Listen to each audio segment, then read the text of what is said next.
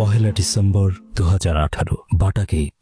সেদিনের এই বাটা গেট ভেঙে হামলা করার ভিডিও সবার সামনে চলে আসায় সুচারুরূপে বোনা ষড়যন্ত্রের চিত্র জনসম্মুখে স্পষ্ট হয়ে যায়, যার ফলে 24-এর হামলার পরিকল্পনা করা হয় রাতে। গভীর রাতকে বেছে নেওয়া হয় যাতে এই নৃশংসতার কোনো প্রমাণ না থাকে। কেন এই পুনরাবৃত্তি? বিগত জালিম সরকারের আমলে বিচারহীনতার সংস্কৃতি রাষ্ট্রীয় আচারে পরিণত হয়েছিল। ফলে 2018 সালে সংগঠিত টঙ্গী ট্র্যাজেডির কোনো বিচার হয়নি। সহস্রাধিক ওলামা, তালাবা এবং তাবলিগের সাথীকে রক্তাক্ত করা হামলাকারীদেরকে সেবার দিনের আলোয় সদর পেয়ে ইজতেমা ময়দান ছেড়ে চলে যাওয়ার সুযোগ দেয়া হয়। এই বিচারহীনতার ফলশ্রুতি হল 2024 সালের 17 ডিসেম্বর দিবাগত রাত।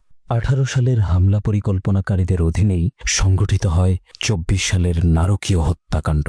পর্যাপ্ত প্রমাণ থাকার পরও বিগত সরকার 18 সালের কুশীলবদের বিচারের আওতায় না এনে জালিমকে প্রশ্রয় দিয়েছে। এর কারণ হলো বিগত সরকারের সাথে সাদপন্থীদের বিশেষ সখ্যতা।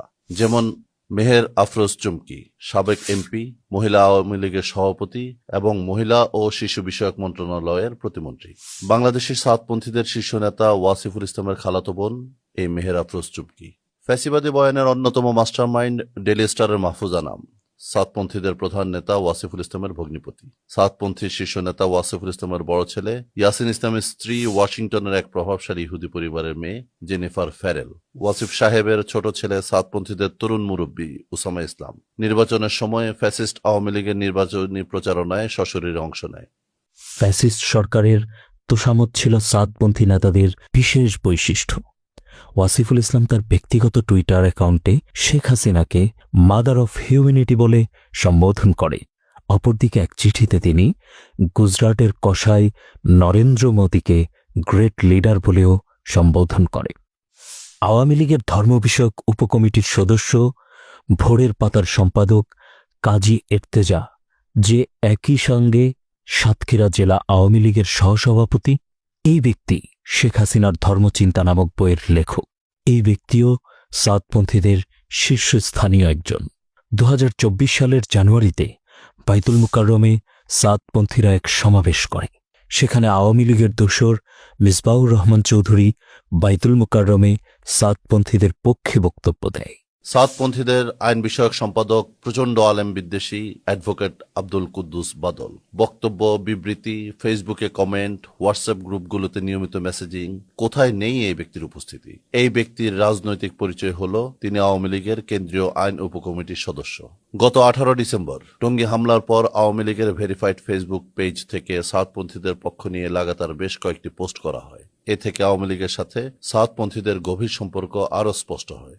তাছাড়া সাদপন্থীদের গুরুত্বপূর্ণ নেতা প্রেস সচিব সায়েম, মিডিয়া উইংয়ের আতাউর রহমান, মিরপুরের আমির নুরুল আমিন ও জিম্মাদার সাথে আব্দুল খালেক প্রমুখ ব্যক্তিবর্গ আওয়ামী লীগের রাজনৈতিক কর্মকাণ্ডে সরাসরি সম্পৃক্ত ছিল।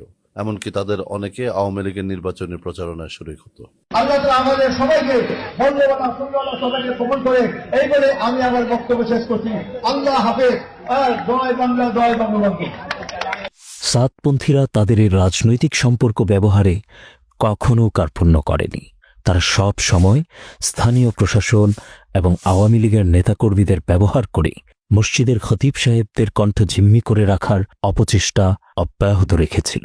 ফ্যাসিস্ট শাসনামলে সাদপন্থীরা আলমী শুরার সাথীদেরকে পাকিস্তানপন্থী, পাকিস্তানের দালাল, পাকিস্তানের দোসর ইত্যাদি লকব দেয়। আওয়ামী সরকারকে নিজেদের স্বার্থে ব্যবহারের উদ্দেশ্যেই সাদপন্থীরা এসব শব্দ ব্যবহার করত। 36 জুলাই স্বৈরাচার সরকারের পতনের পর সাদপন্থীরা রাতারাতি তাদের খোলস পরিবর্তন করে ফেলে। তাদের বক্তৃতা, বিবৃতিতে বৈষম্য, সমন্বয়ক, সচেতন ছাত্র সমাজ, সাধারণ মুসল্লি সমাজ, শিক্ষক সমাজ, আবু সাঈদের সহযোদ্ধা, নাগরিক ঐক্য শক্তি পার্টি ইত্যাদি নানান শব্দের খই পড়তে শুরু করে। তাদের এসব কাজের উদ্দেশ্যও একই, অন্তর্বর্তীকালীন সরকার ও প্রভাবশালী ব্যক্তিদের আনুকূল্য অর্জন করা। 2017 সালের 16 নভেম্বর সাদপন্থীদের বিভাজনের পূর্বের ঘটনা। তৎকালীন সকল শুরা সদস্য একমত হয়ে দেশের বয়োজ্যেষ্ঠ 5 বরেণ্য আলেমকে তাবলিগের পৃষ্ঠপোষক ও উপদেষ্টা হিসেবে গ্রহণ করে। এই উপদেষ্টা পরিষদ সিদ্ধান্ত নেন দারুল উলুম দেওবন্দ আশ্বস্ত না হওয়া পর্যন্ত বিশ্ব ইজতেমায় মাওলানা সাদ সাহেব আসবেন না। ফলে 2018 সাল থেকেই মাওলানা সাদের বিশ্ব ইজতেমায় আগমন বন্ধ হয়ে যায়। উল্লেখ্য, মাওলানা সাদের গোমরাহির ব্যাপারে দারুল উলুম দেওবন্দ তাদের অবস্থান স্পষ্ট করে প্রথম ফতোয়া প্রদান করেন 2016 সালের 6 ডিসেম্বর। অতঃপর 2018 সালের 31 জানুয়ারি প্রকাশিত ওয়াজাহাতনামায় দারুল উলুম দেওবন্দ থেকে আশঙ্কা প্রকাশ করা হয়েছিল যে মাওলানা সাদের এই চিন্তাগত বিচ্যুতি দেখে আমাদের মনে হচ্ছে খোদা না খাস্তা তিনি এমন একটি নতুন ফিরকা তৈরি করতে উদ্যোগী হয়েছেন যা আহলুসুন্নাহ ওয়াল জামাআহ, বিশেষত আমাদের আকাবির রাহিমাহুল্লাহের মতাদর্শ থেকে ভিন্ন হবে। এরই ধারাবাহিকতায় 2023 সালের জুন মাসে দারুল উলুম দেওবন্দ থেকে একটি বিশদ ফতোয়া প্রকাশিত হয়। এই সবিস্তার ফতোয়ার শেষে একথাও বলা হয় যে ইসলামের ইতিহাসে বক্রতা ও ভ্রষ্টতার শিকার ব্যক্তিদের বিষয়ে চিন্তা করলে দেখা যায় এটাই ছিল তাদের বিপথগামিতার অন্যতম কারণ যে ইজতেহাদি যোগ্যতা না থাকা সত্ত্বেও তারা মুজতাহিদ ইমাম, সালাফুস সালেহিন এবং সমকালের আহলে হক উলামা একরামের ওপর আস্থা রাখার পরিবর্তে খুদরাউই ও খুদরবি তথা নিজস্ব মত ও পথকে চূড়ান্ত ও একমাত্র মত ও পথ মনে করে নিজেদের জন্য আলাদা রাস্তা বানিয়ে নিয়েছে।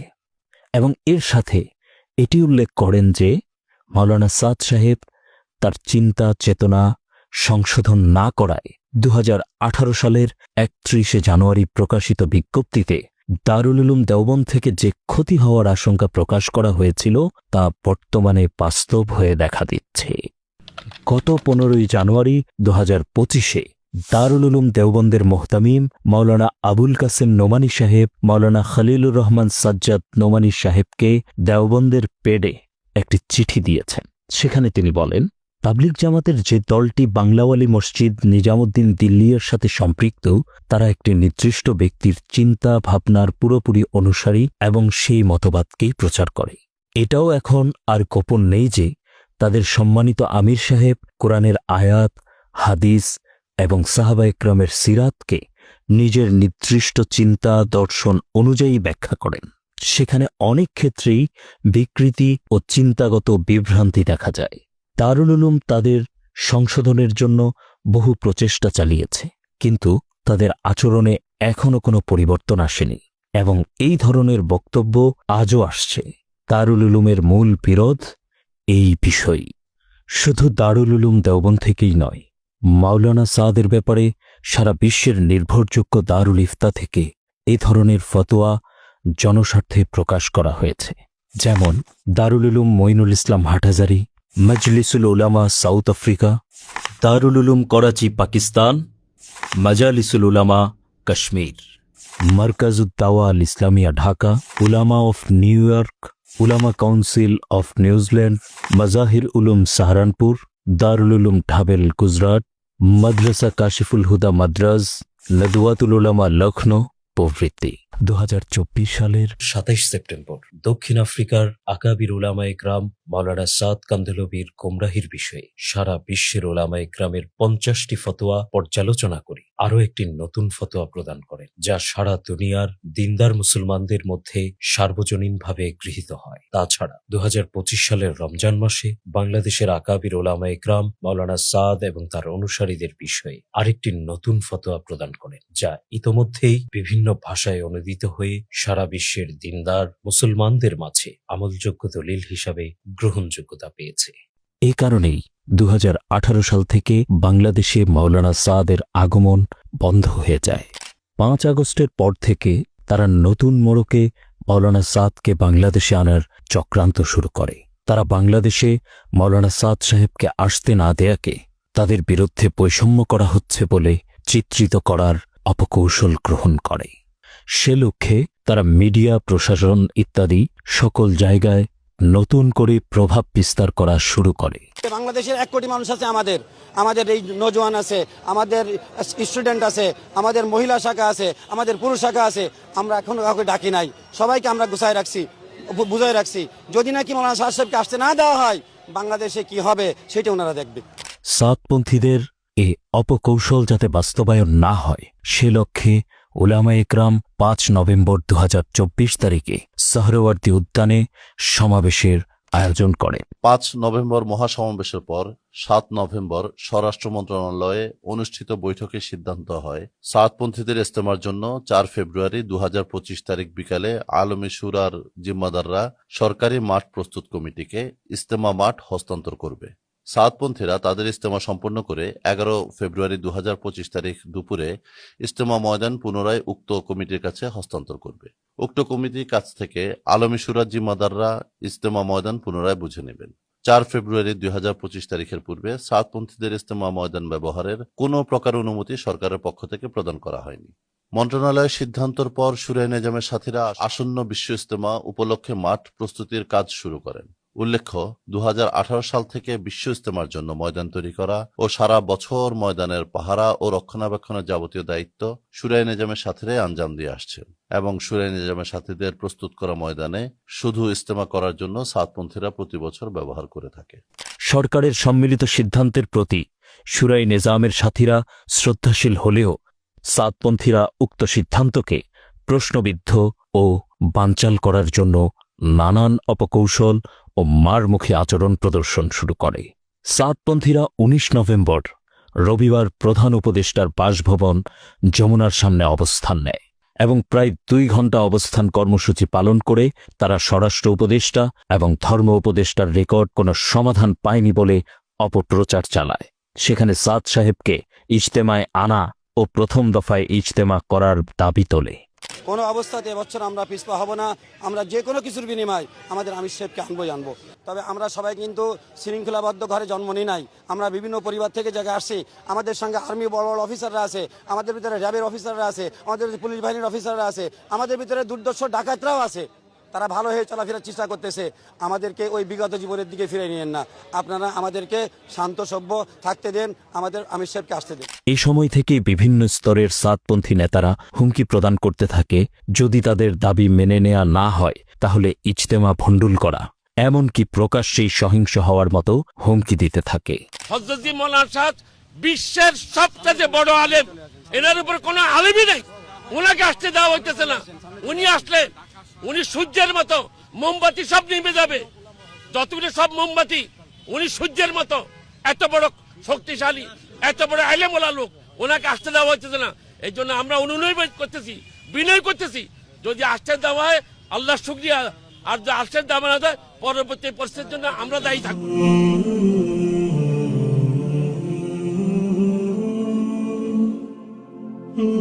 সাতপন্থীদের চরম উগ্র নেতা আব্দুল্লাহ মনসুর তার বিভিন্ন বক্তব্যে সুস্পষ্ট ইজতেমা হতে দিবে না বলে হুমকি দিয়েছে। এখানে সে স্পষ্টভাবে বলেছে, আমাদের দাবির মানা না হলে তারা শুরায়ে নেজামের ইজতেমা বন্ধের জন্য সহিংস হতে পারে। আমরা ইনশাআল্লাহ ময়দানে ঢোকার সময় ঢুকবো, যদি কেউ ঠেকাতে পারে ঠেকাবে, সে সময় দেখা যাবে। যদি আপনারা বুঝ না পান, এমন অবস্থার শিকার হবেন, বুঝ হয়ে যাবে।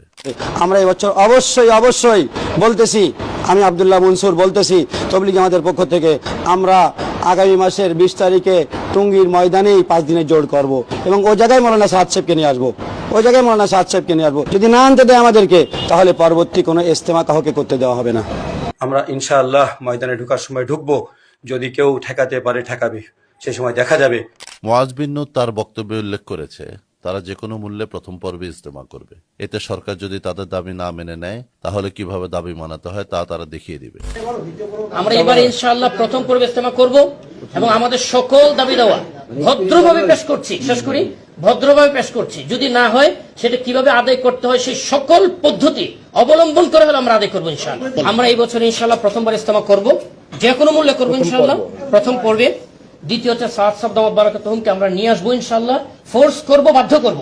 সাতপন্থী নেতা মহিউদ্দিন তার বক্তব্যে সাদ সাহেবকে আনতে দেয়া না হলে অপ্রীতিকর পরিস্থিতি তৈরি করবে বলে হুমকি দেয়। যদি আসতে দেওয়া হয় আল্লাহ শুকরিয়া, আর যদি আসতে দেওয়া না দেয় পরবর্তী পরিস্থিতির জন্য আমরা দায়ী থাকবো না। সাতপন্থী শুরার সর্বোচ্চ প্রভাবশালী ব্যক্তি ওয়াসিফুল ইসলাম বিভিন্ন সময়ে বিভিন্ন রকম খোলা চিঠি সোশ্যাল মিডিয়ায় প্রকাশ করে থাকে। ৭ নভেম্বর সভার পর থেকে ওয়াসিফুল ইসলাম আরও ঘন ঘন চিঠি পাঠানো শুরু করে। এমনকি তার পুত্র ওসামার দাবি মোতাবেক 17 ডিসেম্বর হামলার আগ পর্যন্ত কম বেশ 1 মাসে ওয়াসিফুল ইসলাম প্রায় 36টি চিঠি পাঠায়। 18 নভেম্বর স্বরাষ্ট্র উপদেষ্টা বরাবর লিখিত পত্রে ওয়াসিফুল ইসলাম উল্লেখ করেছে, স্বরাষ্ট্র মন্ত্রণালয়ের কার্যবিবরণীতে উল্লেখিত ইজতেমার তারিখ নির্ধারণে বৈষম্য করা হয়েছে। উক্ত চিঠিতে স্পষ্টভাবেই ওয়াসিফুল ইসলাম সরকারের সিদ্ধান্তকে অযৌক্তিকভাবে বৈষম্যমূলক হিসেবে অভিহিত করেছে। একই চিঠিতে উল্লেখ আছে, সরকারের নিকট তারা 20 থেকে 24 ডিসেম্বর টঙ্গীর ময়দানে জোর করার প্রস্তাব উত্থাপন করেছিল, কিন্তু সভার কার্যবিবরণীতে সরকার কর্তৃক সেটি স্থান পায়নি। অর্থাৎ এই চিঠিতে ওয়াসিফুল ইসলাম নিজেই স্বীকারোক্তি দিচ্ছে যে ফেব্রুয়ারিতে অনুষ্ঠিতব্য বিশ্ব ইজতেমার পূর্বে টঙ্গী ইজতেমার ময়দান ব্যবহার করার ব্যাপারে সরকার থেকে সাউথপন্থীরা কোনো অনুমোদন পায়নি। 26 নভেম্বর ওয়াসিফুল ইসলাম সাতপন্থীদের লেটার হেড পেডে 4টি স্বতন্ত্র চিঠি পাঠায়। পত্র নং 110, 111, 112 ও 113 যথাক্রমে স্বরাষ্ট্র সচিব, স্বরাষ্ট্র উপদেষ্টা, ধর্ম উপদেষ্টা এবং ঢাকা বিভাগীয় কমিশনার বরাবর পাঠানো হয়। এ সকল পত্রে 20 থেকে 24 ডিসেম্বর টঙ্গী ময়দানে জোর করার দৃঢ় সিদ্ধান্ত জানিয়ে দেয় ওয়াসিফুল ইসলাম, অথচ সরকারের পক্ষ থেকে এরূপ কোনো সিদ্ধান্ত গৃহীত হয়নি। ওয়াসিফুল ইসলাম এটিও উল্লেখ করে, তো 5 দিনের জোরকে বাধাগ্রস্ত করার চেষ্টা করলে সাতপন্থী লক্ষ লক্ষ সাথী সেটা কোনোভাবেই মেনে নেবে না। এই বক্তব্যে সরকারের সিদ্ধান্ত অমান্য করার ইঙ্গিতের পাশাপাশি প্রচ্ছন্নভাবে বিশৃঙ্খলা সৃষ্টির হুমকি প্রদান করা হয়। 7 ডিসেম্বর পাঠানো পত্র নং 123 এবং 16 ডিসেম্বর পাঠানো পত্র নং 126, এই দুটি পত্রে ওয়াসিফুল ইসলাম দেশের সকল জেলার সাতপন্থী সুরাদের নিকট 20 থেকে 24 ডিসেম্বর টঙ্গী ইজতেমা ময়দানে জোরের ব্যাপারে প্রস্তুতি গ্রহণের নির্দেশ প্রদান করে। উক্ত চিঠিদ্বয়ে বিশেষভাবে ছাত্র নওজোয়ান ও জুলাই বিপ্লবে অংশ নেয়া যুবকদের আসার ব্যাপারে জোরালোভাবে বলা হয়। 7 তারিখের চিঠিতে নির্দেশ দেওয়া হয়, এবারের জোরে আসার সময় সাথীরা যেন সাথে করে টর্চ লাইট, হ্যান্ড মাইক নিয়ে আসে। যদিও এ ধরনের জিনিস নিয়ে আসাটা দোষণীয় নয়, কিন্তু বিগত কোনো জোর বা ইজতেমায় এভাবে সাথীদেরকে চিঠি দিয়ে এই সরঞ্জামগুলো আনতে বলা হয়নি, এবং টঙ্গী ইজতেমা ময়দানে কোনো জোর বা ইজতেমায় উল্লেখিত সরঞ্জামের কোনো প্রয়োজনও হয় না। এই চিঠির শুরুতেই বলা হয়েছে এবারের জোর একটু ভিন্নভাবে হতে যাচ্ছে। মূলত সেই ভিন্ন উদ্দেশ্য মসৃণভাবে অর্জনের জন্যই এসব সরঞ্জামের প্রয়োজন ছিল। প্রকৃতপক্ষে এই নির্দেশের নেপথ্যে উদ্দেশ্য ছিল, যেহেতু সাধারণত তাবলীগের সফরে এই উপকরণগুলো প্রয়োজন হয় না, সেহেতু ইজতেমা ময়দানে অবস্থানরত শুরাই নিজামের সাথীদের হাতে কোনো টর্চ লাইট বা হ্যান্ড মাইক থাকবে না। শুধুমাত্র সাতপন্থীদের হাতেই টর্চ লাইট বা হ্যান্ড মাইক থাকবে, যার ফলে রাতের ঘুটঘুটে অন্ধকারে সাতপন্থীরা নিজেদের লোকজনকে চিনতে পারে এবং নিজেদের হামলায় নিজেরা আহত হবে না। হামলার সময় নিজেদের লোকদের চিহ্নিত করার সুবিধার্থে এরূপ চিহ্ন বহন করা তাদের সুচিন্তিত পরিকল্পনার ফসল। 2018 সালের 1 ডিসেম্বরে হামলার সময়ও আমরা একই চিত্র দেখতে পেয়েছিলাম। সেবার সাতপন্থীরা হাতের বাহুতে সবুজ রঙের ব্যান্ড এবং লাঠির আগায় সবুজ পতাকা ব্যবহার করেছিল, যাতে নিজেরা নিজেদেরকে চিনতে পারে এবং নিজেদের হামলায় নিজেরা আহত না হয়। 16 ডিসেম্বর চিঠিতে ওয়াসিফুল ইসলাম বলেন, এ বছরের জোর একটু ভিন্নভাবে হতে যাচ্ছে। জোরের মজমার সাথে বেশি থেকে বেশি ছাত্র নওজোয়ানদের আনার ফিকির জোরালোভাবে করতে ফয়সালা হয়েছে। কলেজ, বিশ্ববিদ্যালয় অথবা অন্যান্য শিক্ষা প্রতিষ্ঠানের ছাত্রদের মধ্যে যারা সময় লাগিয়েছে অথবা আমাদের সাথে মহব্বত আছে এবং গত জুলাই বিপ্লবে কোনো না কোনোভাবে শরিক ছিলেন, এমন সব ধরনের ছাত্রদের সাথে আনার ফিকির করি। ছাত্র ও নওজোয়ানদের আনার ক্ষেত্রে তাদের খানাপিনা, যাতায়াত সহ সব ধরনের ইন্তেজামি লাইনে ইকরামের ফিকির করলে ভালো হয়। উল্লেখ্য, যেই জোরের ব্যাপারে কথা হচ্ছে তা মূলত তাবলীগের পুরানো সাথী, যারা একাধারে 120 দিন তাবলীগে সময় দিয়েছেন এবং যে সকল আলেমরা কমপক্ষে 40 দিন তাবলীগে সময় দিয়েছেন, কেবল তারাই অংশগ্রহণ করে থাকেন। অথচ সেই জোরে ওয়াসিফুল ইসলাম জুলাই বিপ্লবে অংশ নেয়া ছাত্র নওজোয়ানদের বেশি করে ইজতেমা মাঠে নিয়ে আসার জন্য নির্দেশ প্রদান করে। একই তারিখে অর্থাৎ 16 ডিসেম্বর ওয়াসিফুল ইসলাম আরও একটি খোলা চিঠি পাঠায়। মাওলানা জুবায়ের সাহেবকে উদ্দেশ্য করে সামাজিক যোগাযোগ মাধ্যমে ছড়িয়ে দেয়া সেই খোলা চিঠিতে ওয়াসিফুল ইসলাম ঘোষণা দেয়, আমরা পরিষ্কার ভাষায় জানাচ্ছি, আগামী 20 ডিসেম্বর 2024 তারিখে যে জোর শুরু হতে যাচ্ছে সেখানে কোনো পক্ষের কোনো একজন সাথীও যদি আপনার অদূরদর্শী সিদ্ধান্তের কারণে ক্ষতিগ্রস্ত হয়, তার দায়ভার সম্পূর্ণভাবে আপনাকে ও আপনার পরামর্শদাতাদের বহন করতে হবে। চিঠির এই কথাটি আবারও পড়ছি। আমরা পরিষ্কারভাবে জানাচ্ছি, আগামী 20 ডিসেম্বর 2024 তারিখে যে জোর শুরু হতে যাচ্ছে সেখানে কোনো পক্ষের কোনো একজন সাথীও যদি আপনার অদূরদর্শী সিদ্ধান্তের কারণে ক্ষতিগ্রস্ত হয়, তার দায়ভার সম্পূর্ণভাবে আপনাকে ও আপনার পরামর্শদাতাদেরকে বহন করতে হবে। প্রশ্ন হল, এই খোলা চিঠিতে ওয়াসিফুল ইসলাম কোন সংঘাতের ব্যাপারে আগাম সতর্ক করছেন? কোন পক্ষের একজন সাথীও কিভাবে ক্ষতিগ্রস্ত হবে? এখানে সংঘাতের আশঙ্কা কিভাবে উদয় হতে পারে? উদাহরণস্বরূপ, বিশ্ব ইজতেমার পর সাতপন্থীদেরকে ইজতেমা ময়দান ব্যবহারের সুযোগ প্রদান করা হয়ে থাকে। পূর্ব সিদ্ধান্ত মাফিক ইজতেমা মাঠ প্রশাসনের মধ্যস্থতায় সাতপন্থীদের কাছে হস্তান্তর করা হয়। সাতপন্থীরা কার্যক্রম শেষে পুনরায় মাঠ হস্তান্তর করে চলে যায়। যদি সাতপন্থীদের জোর করার ব্যাপারে কোনো সিদ্ধান্ত গৃহীত হতো, সেক্ষেত্রে বরাবরের মতো প্রশাসনের মধ্যস্থতায় ইজতেমা ময়দান হস্তান্তর করা হতো। এখানে কোনো পক্ষের কোনো একজন সাথীও ক্ষতিগ্রস্ত হওয়ার সুযোগ কোথায়? প্রকৃতপক্ষে 16 ডিসেম্বরের চিঠির মাধ্যমে টঙ্গী নারকীয় হত্যাকাণ্ডের 36 ঘণ্টা আগে ওয়াসিফুল ইসলাম প্রকাশ্যে তাদের নৃশংস হামলার আগাম বার্তা প্রদান করে। ওয়াসিফুল ইসলামের চিঠি নিয়ে পরদিন সামাজিক যোগাযোগ মাধ্যমে তুমুল সমালোচনা হয়। নেটিজেনরা ইজতেমা মাঠে অবস্থানরত তাবলিগের সাথীদের নিরাপত্তা নিয়ে উদ্বেগ ও উৎকণ্ঠা প্রকাশ করেন। এ নিয়ে শুরাই নিজামের মুরব্বীরা এবং শীর্ষ ওলামায়ে কেরামও ভীষণ চিন্তিত হন। এই হুমকি প্রদানের ধারাবাহিকতায় শুধু ওয়াসিফুল ইসলাম একাই নন, বরং সাতপন্থীদের অন্যান্য নেতৃবৃন্দ সমান তালে হুমকি প্রদান করতে থাকে। সাতপন্থী শীর্ষ নেতা মুআজ বিন নূর 4 নভেম্বর মন্ত্রণালয় দম্ভভরে জানায়, কি করা লাগে আমরা করব।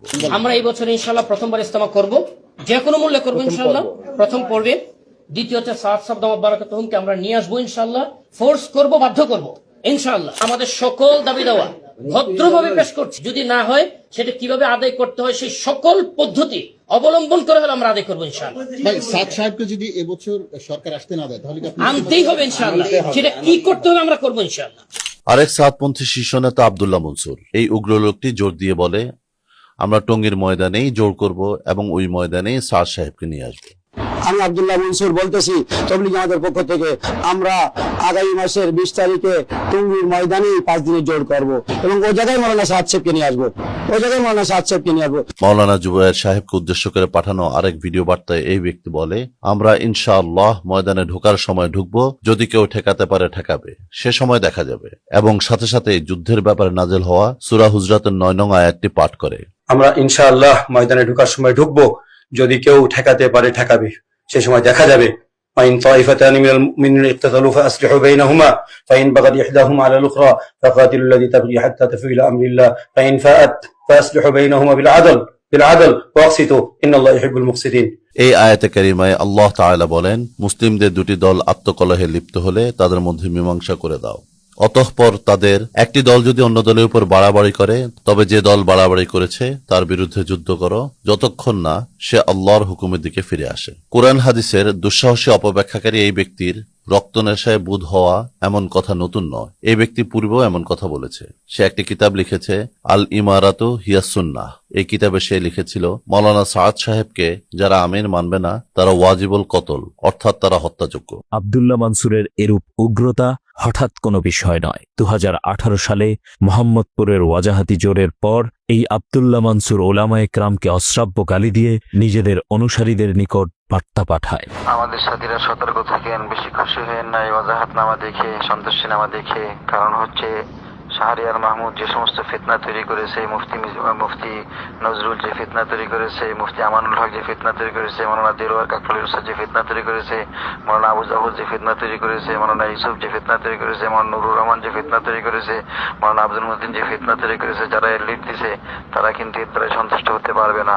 তারা সন্তুষ্ট হবে ওই দিন যেদিনকে জনগণের সামনে তাদেরকে জুতোর মালা এবং ঝাড়ুর মালা গলায় দেবেন আপনারা। সেদিনকে আপনারা তো বেশি দরবেশ হয়ে গেছেন, তো আপনার দিন ধর্ম সব শেষ করে দিচ্ছে। আর সব সমস্ত আখলাক দেখান, এর নাম আখলাক না। এই সমস্ত কুত্তার বাচ্চাদেরকে জুতোর মালা, ঝাড়ুর মালা দেওয়ার একটা এমনকি এই ব্যক্তি দারুল উলুম দেওবন্দের চ্যান্সেলর মুফতি আবুল কাসেম নোমানী সাহেবকে হুমকি দিয়েও অডিও বার্তা প্রেরণ করে। जी मैं बांग्लादेश से बोल रहा हूँ और मैं दारुल उलूम देवबंद से फारिग भी हूँ। जो भी मेरी आवाज़ सुन रहे हैं, जहाँ तक हो सके बराह करम मेरी आवाज़ को मौलाना अरशद मदनी और मोहसिन साहब के कान तक पहुँचाने की कोशिश करें कि हजरत आपने जो हंगामा मचा के रखा है, ये असलाफ की तमाम किरदार को मिट्टी में डालकर पैर के नीचे से जल रहे हैं और जिससे दारुल उलूम देवबंद को बहुत ही नुकसान हो रहा है। जितने आप हजरत ने मौलाना साहब साहब को इहानत किया और उनको इहानत करने की कोशिश किया, उससे ज़्यादा दारुल उलूम देवबंद इहानत में पड़ गए हैं। और जल्दी ही आप अपने इस किरदार से बाज आ जाए और दारुल उलूम देवबंद की हिफाजत के लिए हर कदम उठाए, वरना दारुल उलूम देवबंद की फारिगीन और मुतक़िदीन और मुहिब्बीन आपको नहीं छोड़ेंगे। और उससे ज़्यादा दारुल उलूम देवबंद जिस अल्लाह ने कायम किया था, वो अल्लाह भी आपको नहीं छोड़ेंगे। आपने जो कुछ किया है तो उम्मत के साथ बहुत ही बुरा किया है, बहुत ही बुरा किया है। मौलाना साहब से कोई इतना कसूर नहीं था, इतना कसूर नहीं है कि आपने जो कुछ किया है। और ये रुजूनामा के नाम पर खेल शुरू कर दिया है। ऐलान से पहले क्यों नहीं कहा था कि छोटा मस्जिद के अंदर नहीं होगा? निजामुद्दीन मस्जिद छोटा है, जहाँ 8,000 10,000 आदमी रहता है, और वो ईशा के बाद में उन्होंने ऐलान किया और आपने किसी ने कहा दिया, मौलाना अरशद मदनी ने कहा दिया कि फजर की बात 200-300 आदमी के सामने ऐलान किया। झूठ भी बोल देते हो, शर्म नहीं आती? और बांग्लादेश मरकज में जो इतना बड़ा मजमा था, 8-10 हज़ार का मजमा था, इसको भी छोटा एक मजमा कहा दिया। आपके नज़दीक बड़ा मजमा होने के लिए तादाद कितना चाहिए? काजी तीर साहब रहमतुल्लाहि अलैहि को किस तरह से अपनी इहानत करके दारुल उलूम देवबंद से निकाला था, पिस्तौल हाथ में लेकर।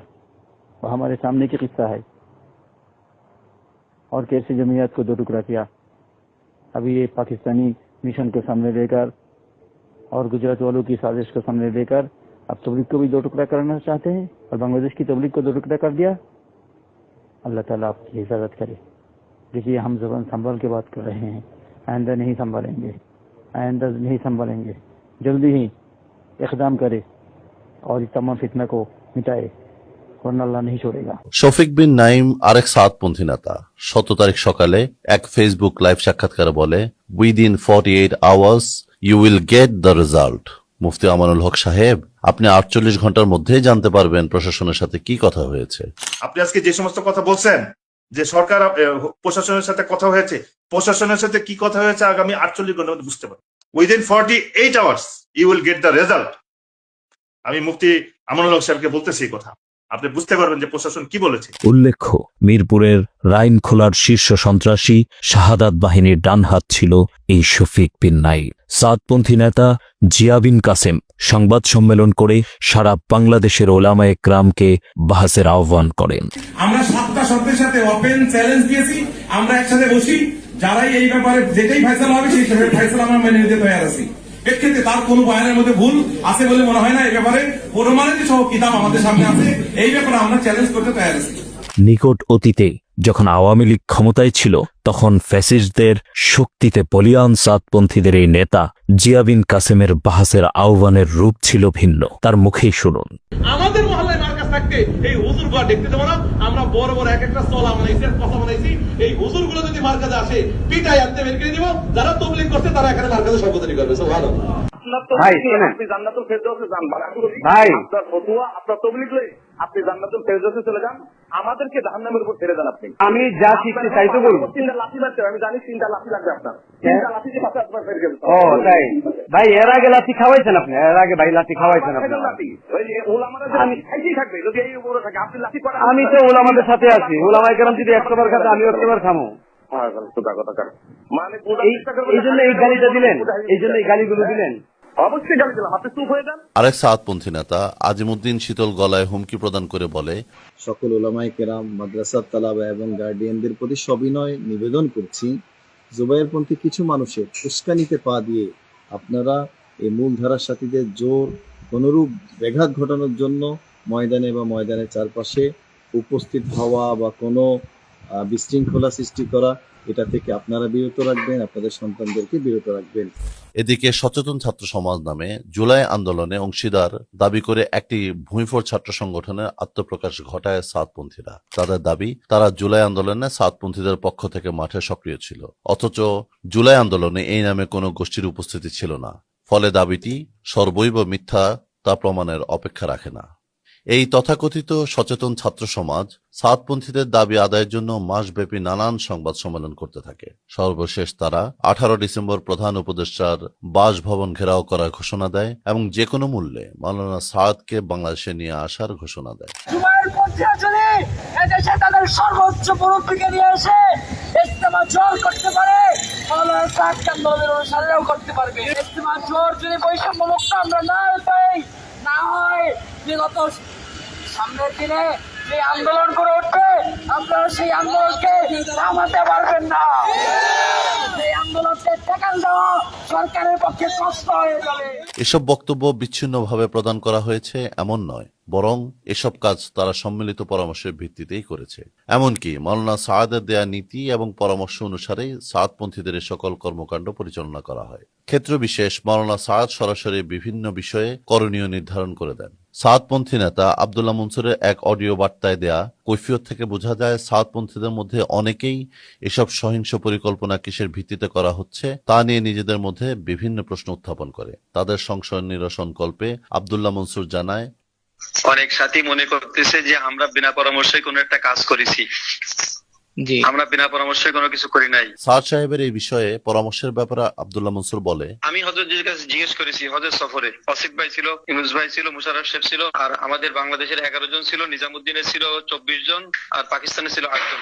সবাই সামনে জিজ্ঞেস করেছি, হজরত हमारे बाज साथी कहते हैं कि हुकूमत के पास जाना, मुकदमा करना, ये तो ताकूती ताकत के पास जाना है, हुकूमत के पास नहीं जाना चाहिए, मार खाना चाहिए, सब्र करना चाहिए। तो हजरत जी बोले, वाह वाह, कैसे तुम दीनदार हो, तुम मार खाओगे, कत्ल हो जाओगे, लेकिन तुम मुकदमा नहीं करोगे। तुम अगर मुकदमा नहीं करोगे तो हुकूमत तुम्हारा हक नहीं देगा। तुम अगर मुकदमा नहीं करोगे, हुकूमत तुम्हारा दाबाता रहेगा, तुम्हें मायूस कर देगा। जरूर मुकदमा करना चाहिए।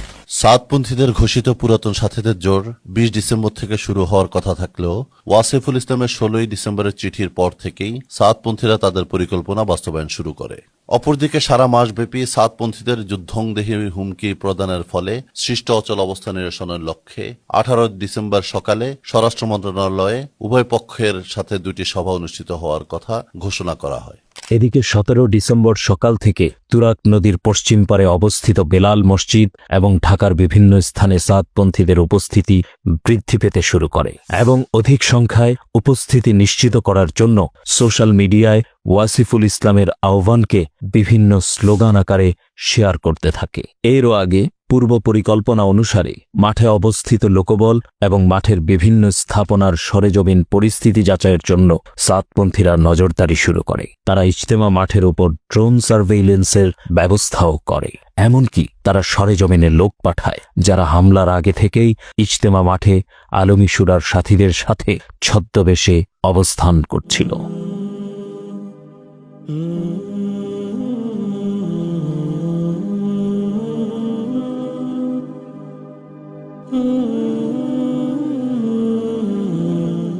অপরদিকে আমেরিকা প্রবাসী সাতপন্থী ওয়াহিদুজ্জামান 17 ডিসেম্বর রাত 10:30টার দিকে অডিও মেসেজ দেয় সাতপন্থী নেতাদেরকে।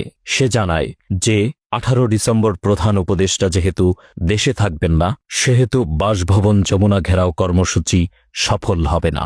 এর বদলে সকাল 7টার আগেই ইজতেমা ময়দানে প্রবেশ করার জন্য সাতপন্থীদের দিক নির্দেশনা দেয়। আগামীকাল আমাদের ছাত্রদের প্রধান উপদেষ্টার বাসভবনে যাওয়ার কথা আছে, কিন্তু মিডিয়া বা নিউজে দেখতে পেলাম যে প্রধান উপদেষ্টা আজকে দেশ ছাড়বেন। তার মানে আজকে উনি যদি দেশ ত্যাগ করে উনি বাইরের সফরে যান, তাইলে প্রধান উপদেষ্টার সঙ্গে সাক্ষাতের সুযোগ নেই। আমাদের গাড়িগুলা যারা আসতেছে তাদেরকে সরাসরি টঙ্গিমাঠে আমাদের ঢোকানোর ব্যবস্থা করা, যেন আমাদের আরো যারা আছে জেলার সবাইকে এরকম আহ্বান জানানো এবং সবাই চলে আসা এবং সবাইকে সম্মিলিতভাবে 7টার আগেই ঢুকা এবং প্রশাসনকে জানানো, যেহেতু আমাদের এখানে জায়গা হচ্ছে না, আমরা ঢুকে গেলাম, পরবর্তীতে কোন রকম অপেক্ষা না করা।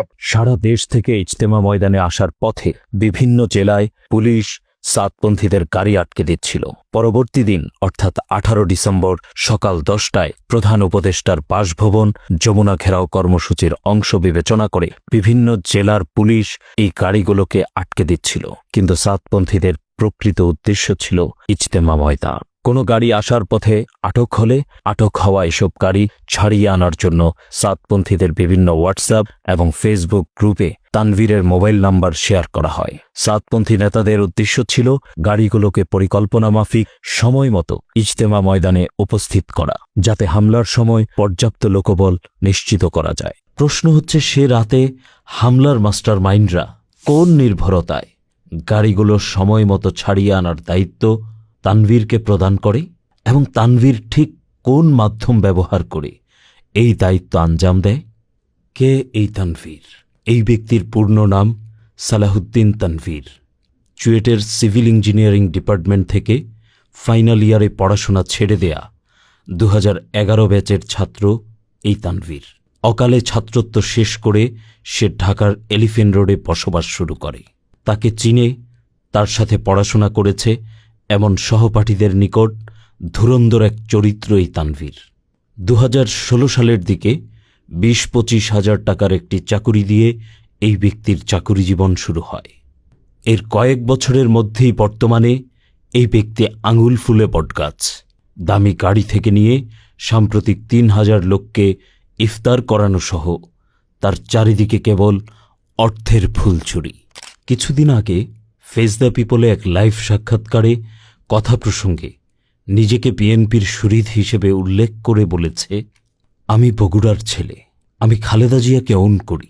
ওই সময় আমরা তো 5 তারিখেই সাবেক প্রধানমন্ত্রী এবং যাকে আমরা অন করি, আমার নিজের বাড়ি বগুড়া, আমি এখন বগুড়া থেকে বলতেছি, বগুড়া শহরের ভেতরে বসে থেকে বলতেছি, এবং সাবেক সম্মানিত প্রধানমন্ত্রী খালেদা জিয়া আসন থেকে বসে থেকে আমি বলতেছি কথা আপনাদের সাথে, আমি ওখান থেকে আর হয়েছি। অথচ বছরখানেক আগেও এই ব্যক্তি নিয়মিত আওয়ামী লীগের ব্যানারে ফেসবুকে রাজনৈতিক প্রচারণা চালাত।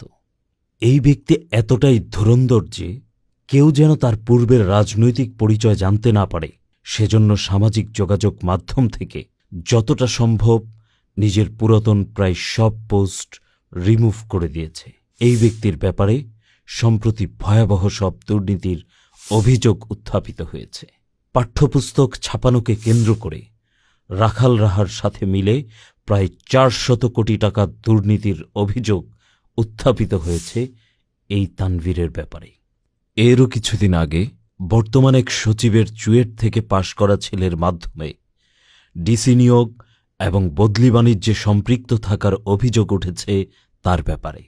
তানভীরকে নিয়ে সবচেয়ে মজার ব্যাপার হল, সে নিজেকে জুলাই বিপ্লবের সমন্বয়ক দাবি করে, অথচ সামাজিক যোগাযোগ মাধ্যমে তার পুরাতন পোস্ট ঘাঁটলে বোঝা যায় জুলাই বিপ্লবের আগে সে একজন অন্তপ্রাণ আওয়ামী ছিল।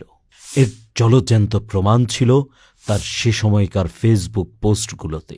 সাতপন্থী ছাত্রদের ঘোষিত 18 ডিসেম্বর প্রধান উপদেষ্টার বাসভবন ঘেরাও কর্মসূচি প্রত্যাহার করানোর জন্য 17 ডিসেম্বর রাত 12টার দিকে জুলাই বিপ্লবের সমন্বয়ক হাসনাত আবদুল্লাহ ও সার্জিস আলম তুরাগ নদীর পশ্চিম পারে অবস্থিত বেলাল মসজিদে আগমন করেন। সেখানে আলোচনা শেষে হাসনাত ও সার্জিস তাদেরকে আশ্বস্ত করে যে জোর করা ও মাওলানা সাদকে আনার ব্যাপারে সাতপন্থীদের দুটি দাবি নিয়ে তারা কাকরাইল মসজিদে অবস্থানরত শুরাই নিজামের মুরব্বীগণ ও শীর্ষস্থানীয় ওলামা মাশায়েখদের সাথে আলোচনা করবেন এবং সরকারের সাথে আলোচনা সাপেক্ষে শান্তিপূর্ণ সমাধানের চেষ্টা করবেন। তবে আলোচনা সম্পন্ন হওয়ার আগে সাতপন্থীরা ময়দানে প্রবেশ করবে না এবং 25 নভেম্বর জোর শেষে ময়দান ছেড়ে দিবে। তাদের এই কথোপকথনের সময় চোখে পড়ার মতো একটি ঘটনা ঘটে। সাতপন্থী আবদুল্লাহ মানসুর বেশ কয়েকবার হাসনাত ও সার্জিসের মুখে এই কথা তুলে দেওয়ার জন্য চেষ্টা করে যে সাতপন্থীরা পরের দিন ফজরের নামাজ ইজতেমা ময়দানে আদায় করবে, কিন্তু সফল হয়নি। ফলে সার্জিস আলমের কথা শেষ হওয়ার পরপরই আবদুল্লাহ মানসুর ঘোষণা দেয়, আমরা আগামীকালের ফজরের নামাজ মাঠে গিয়ে পড়ব এবং 25 তারিখ আমরা বের হয়ে যাব। সার্জিসের প্রস্তাবের পরে বলতেছি আমরা আগামীকাল ফজরোক্তর নামাজ মাঠে গিয়ে পড়বো। 25 তারিখ ফজরোক্তর আগে আমরা বেরোয় চলে যাবো। আব্দুল্লাহ মানসুর এমন ভাবে কথাটা উপস্থাপন করার চেষ্টা করে যে বেখেয়ালে কেউ শুনলে মনে করবে আব্দুল্লাহ মানসুর আলোচনার একটা সিদ্ধান্ত যা শোনানো বাকি ছিল তা শুনিয়ে দিচ্ছে, অথচ এটা স্পষ্ট প্রতারণা। তাছাড়া ইজতেমা ময়দানে হাজার খানেক আলমী শুরার সাথী অবস্থান করছিলেন। ইজতেমার মাঠ প্রস্তুত করা ও ব্যবস্থাপনার দায়িত্বে তারা নিয়োজিত ছিলেন। এমতো অবস্থায় জোরের অনুমতি না পাওয়া সত্ত্বেও আব্দুল্লাহ মানসুরের পরদিন ফজরের নামাজ ময়দানে পড়ার ঘোষণা বাস্তবের রূপ প্রদানের কি সুরত হতে পারে? একটি সুরতই বাকি থাকে, তা হল ফজরের আগেই ইজতেমা মাঠে একটি সর্বাত্মক হামলা পরিচালনা করে জোরপূর্বক প্রবেশ করা। সেখানে যারা অবস্থান করছেন তাদেরকে জানমালের ক্ষতি সাধন করে হলেও জোরপূর্বক মাঠ থেকে বের করে দেয়া, আর তা করতে গিয়ে যা ক্ষয়ক্ষতি হয় তার দায় সমন্বয়কদের সাথে হওয়া আলোচনা সভার উপর চাপিয়ে দেয়া। সাতপন্থীদের সাথে আলোচনা শেষ করে হাসনাত ও সার্জিস কাকরাইল উদ্দেশ্যে রওনা দেয়। তারা বেলাল মসজিদ ত্যাগ করার পর তথাকথিত সাতপন্থী ছাত্র নেতারাও একটি ঘোষণাপত্র পাঠ করে। ঢাকা বিশ্ববিদ্যালয়ের ভূতত্ত্ব বিভাগের সাবেক ছাত্র সাতপন্থী ছাত্রনেতা নজরুল বিবৃতিটি পড়ে শোনায়। আব্দুল্লাহ মনসুরের মতো সেও একই দাবি করে। সার্জিস ও হাসনাতের উপস্থিতিতে ফয়সালা হয়েছে সাতপন্থীরা পরদিন অর্থাৎ 18 ডিসেম্বর বুধবার ফজরের নামাজ ইজতেমার ময়দানে আদায় করবে। বিশ্ব আমির মাওলানা সাদ অনুসারীদের 5 দিনের জোর উপলক্ষে আগামী 18 ডিসেম্বর বুধবার ফজরের নামাজ টঙ্গীর বিশ্ব ইজতেমা ময়দানে অনুষ্ঠিত হবে ইনশাআল্লাহ। এরপরই সাতপন্থীরা তাদের ধারণকৃত ভিডিও সামাজিক যোগাযোগ মাধ্যমে ভাইরাল করে দেয়। সেই ভিডিও ব্যবহার করে সাতপন্থীরা তাদের অনুসারীদেরকে ওই রাতেই দ্রুত ইজতেমার ময়দানের উদ্দেশ্যে চলে আসার সবুজ সংকেত দেয়। রাতেই ঢাকার বিভিন্ন স্থান থেকে সাতপন্থীরা ইজতেমা ময়দানের উদ্দেশ্যে রওনা দেয় এবং ইজতেমা মাঠের আশপাশে থাকা সাতপন্থীরা হামলার প্রস্তুতি গ্রহণ করতে থাকে। হাসনাত ও সার্জিস আনুমানিক রাত 2টার দিকে কাকরাইলে পৌঁছান। কাকরাইলে পৌঁছে তারা শুরাই নিজামের মুরব্বী এবং শীর্ষ ওলামায়ে কেরামের সাথে আলোচনা শুরু করেন। তাদের আলোচনা চলাকালে ছাত্র সমন্বয়ক সার্জিস আলম জানান যে ইজতেমা ময়দানের আশেপাশে জমা হওয়া সাতপন্থীরা ইজতেমার ময়দানের দিকে অগ্রসর হচ্ছে মর্মে একটি ভিডিও তার কাছে এসেছে। এর কিছুক্ষণের মধ্যেই কাকরাইলের অন্যান্য জিম্মাদারদের কাছে মুহুর্মুহু ফোন আসতে থাকে। সাতপন্থীরা ইজতেমার মাঠে হামলা করেছে। 2 সমন্বয়কের কাছেও এরূপ ফোন আসতে থাকে। তারাও তৎক্ষণাৎ সাতপন্থী শীর্ষ নেতাদের ফোন করতে শুরু করেন এবং তাদের সাথে বৈঠকে কি কথা হয়েছিল তা স্মরণ করিয়ে দেন। সিদ্ধান্ত চূড়ান্ত না হওয়ার আগে সাতপন্থীরা যেন ইজতেমার ময়দানের দিকে অগ্রসর না হয় সে ব্যাপারে বারংবার অনুরোধ করতে থাকেন। একটা সময় পর সাতপন্থীদের কোন স্তরের লোকজনই সমন্বয়কদের ফোন ধরছিল না, ফলে তাদের সাথে 2 সমন্বয়কের যোগাযোগ সম্পূর্ণ বিচ্ছিন্ন হয়ে যায়। এদিকে বেলাল মসজিদে ধারণ করা ভিডিও কিছুটা এডিট করে সাতপন্থীরা ভাইরাল করে দেয় এবং এর মাধ্যমে বোঝাতে চায় যে 2 সমন্বয়কের সাথে আলোচনা সাপেক্ষে তারা ইজতেমা ময়দানে প্রবেশ করতে যাচ্ছে। এই বিষয়টি নজরে আসায় সেই রাতেই 2 সমন্বয়ক উক্ত ভিডিও সাতপন্থীদেরকে সরিয়ে ফেলতে বলে। ফলস্বরূপ ওয়াসিফুল ইসলামের ছেলে উসামা ইসলাম তার ফেসবুক পেজ থেকে এই ভিডিও ডিলিট করে দেয়, কিন্তু ডিলিট করার পূর্বেই তা সোশ্যাল মিডিয়ায় ভাইরাল হয়ে যায়। এ থেকে স্পষ্ট হয় যে সাতপন্থীরা হাসনাত ও সার্জিসকে তাদের পরিকল্পনায় দাবার গুটি হিসাবে ব্যবহার করেছে। তাদের এই অসৎ উদ্দেশ্য বুঝতে পেরে 18 ডিসেম্বর এই 2 সমন্বয়ক ফেসবুক পোস্ট ও ভিডিও বার্তার মাধ্যমে তাদের অবস্থান পরিষ্কার করে দেয় এবং ওয়াসিফুল ইসলামের ছেলে উসামা ইসলাম তার ফেসবুক পেজ থেকে এই ভিডিও ডিলিট করে দেওয়ার মাধ্যমে এটাও স্পষ্ট হয় যে হাসনাত ও সার্জিস সাতপন্থীদের কোনো সিদ্ধান্ত দিয়ে আসেনি।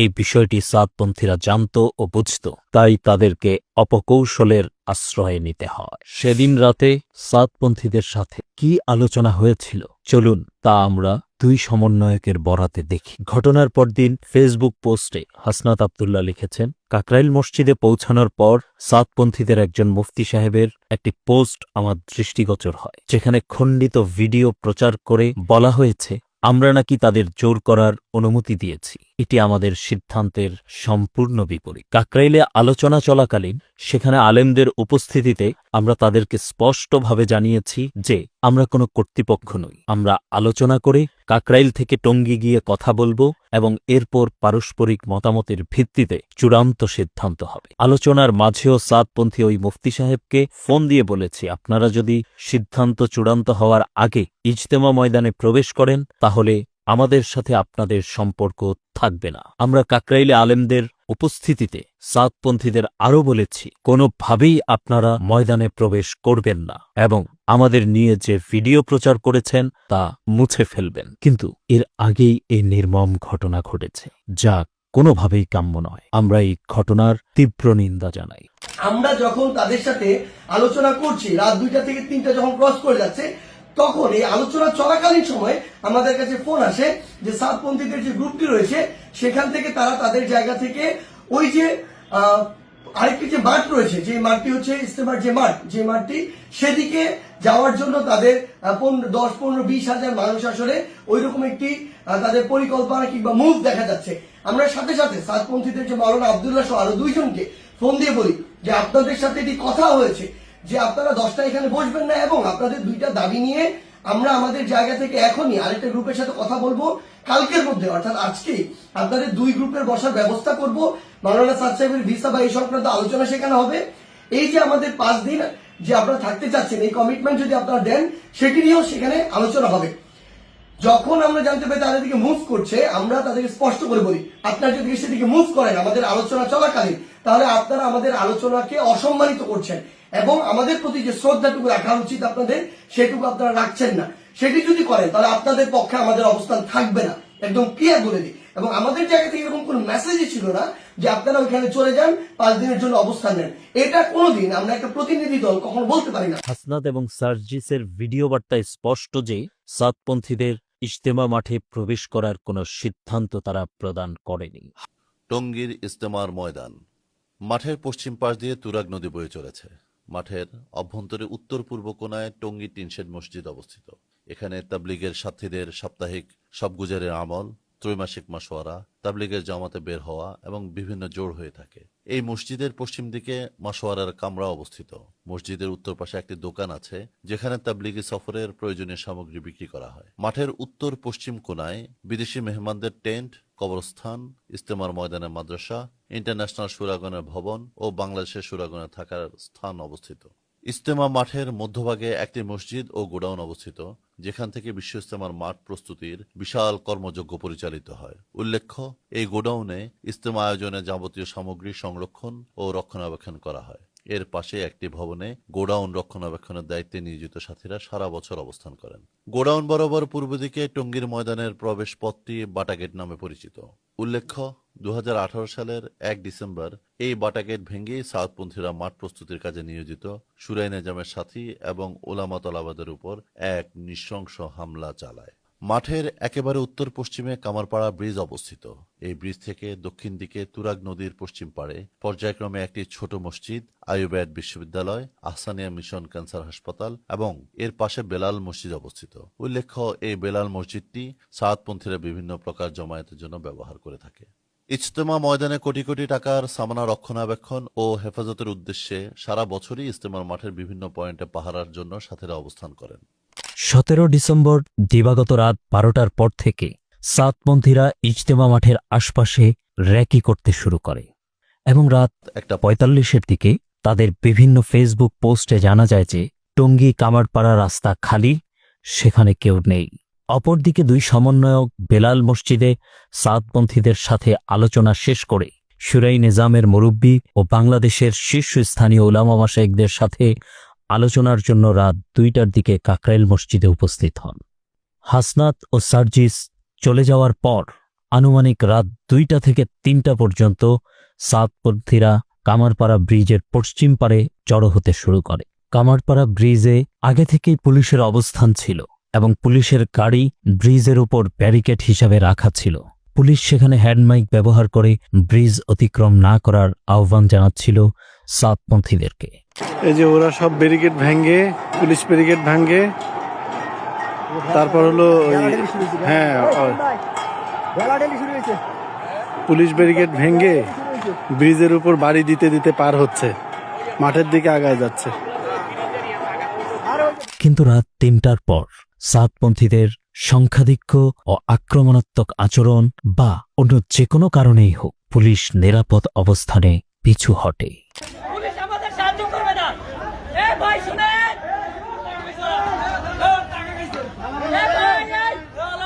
এ ভাই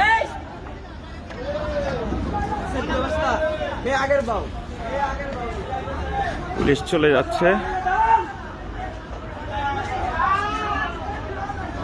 পুলিশ অবস্থান ছেড়ে দেওয়ার পর সাতপন্থীদের কামারপাড়া ব্রিজ অতিক্রম করার ভিডিও আমরা পেয়েছি।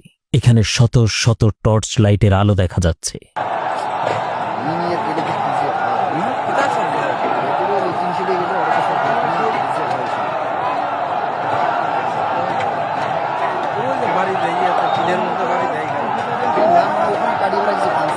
এর সাথে প্রচন্ড আওয়াজ হচ্ছে। ওরা মাঠে ঢুকে যাচ্ছে মোটামুটি বাড়ি দিতে দিতে। ওয়াসিফুল ইসলাম কেন সবাইকে টর্চ আনতে বলেছিল তার বাস্তবতা প্রকাশ হতে শুরু করে। সাতপন্থীদের অগ্রবর্তী দল আনুমানিক রাত 3:30টার দিকে ধারালো অস্ত্রশস্ত্র সাথে নিয়ে টঙ্গী মাঠের ঠিক উত্তর পশ্চিম কোনায় কামারপাড়া ব্রিজ সংলগ্ন বিদেশি মেহমানদের খেদমতের জন্য ব্যবহৃত গেটে পাহারারত সুরাই নিজামের সাথীদের উপর ঢিল ছুটতে ছুটতে এগিয়ে আসে। তারা উক্ত এই গেট সংলগ্ন টিনের বেড়া এবং দেয়াল ভেঙে ইজতেমার ময়দানে প্রবেশ করে।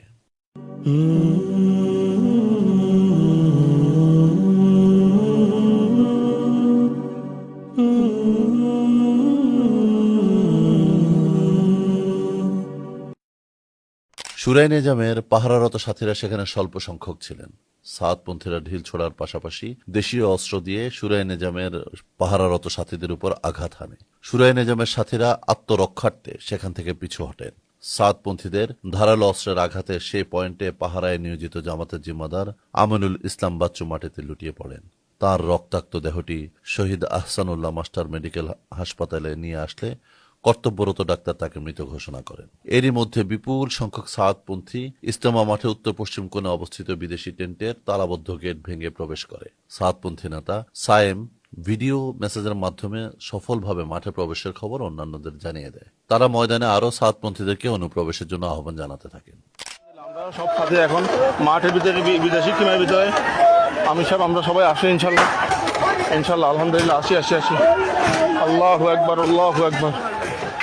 এ সময় সাতপন্থী সন্ত্রাসীদের অগ্রবর্তী দলের একাংশের নেতৃত্ব দিয়ে আব্দুল্লাহ মনসুর প্রথমেই ইজতেমা ময়দানের মাদ্রাসায় হামলা চালায়। আক্রমণকারীদের শোরগোল ও ভাঙচুরের শব্দে উস্তাদরা রাত 3টার দিকে হিফজখানার সব শিক্ষার্থীদের উঠিয়ে দোয়ায় মশগুল হন। হামলাকারীরা মাদ্রাসার দরজা জানলা ভেঙে ভেতরে ঢুকে ছোট বাচ্চাদের সামনে উস্তাদদের নির্মমভাবে প্রহার করে রক্তাক্ত করে ফেলে। আসলে এটা পরিকল্পিত। ওয়াসিফ সাহেব আরো 3-4 মাস আগে বলছিলেন যে প্রত্যেক সাথী মাঠে আসবে টর্চ লাইট নিয়ে। ঢাকা শহরে টর্চ লাইট ঠিকানা হয়। ওরা যখন আইসে ওয়াল টপ করে এসে চতুর্পাশে গ্লাসগুলো সব ভেঙে ফেললো। এরপরে দরজা লাগায় রাখছি আমরা। ওরা বল দরজা খোল। ভাই থেকে বলতেছে ওই যে একটা আমি এখানে বাচ্চাগুলো এখানে চতুর্পাশে হাউমাউ করে কান্নাকাটি করতেছে।